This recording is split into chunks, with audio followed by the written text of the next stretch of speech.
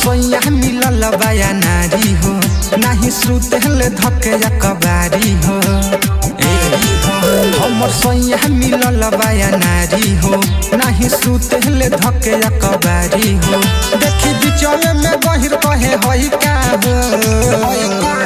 हरे कदी उपैया ये डॉक्टर साहेब भोर चूल्हा से रह जाई लइका कदी उपैया ये डॉक्टर साहेब भोर चूल्हा से रह जाई लइका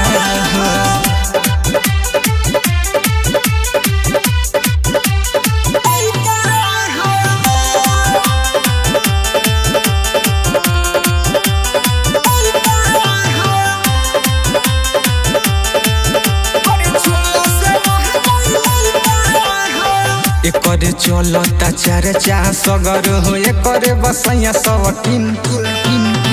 हौ न छुए ओही पमुए रात होखे चाहे दिन सुना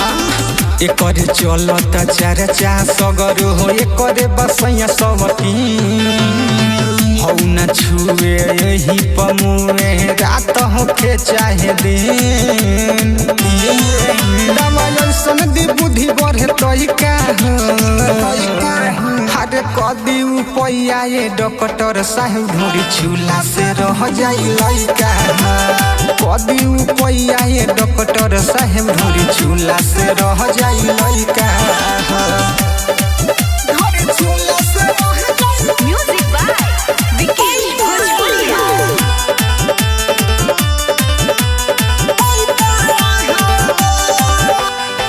मिठू मिसाइल के संग ही सुन कहेला फैशन फिरोज मेहर के दर्द ना महरद जाने देवे ना प्यारे वाला डोज आए हाय मिठू मिसाइल के संग ही सुन रहेले संजय फिरोज मेहर के दर्द मरद ना जाने देवे ना प्यारे वाला डोज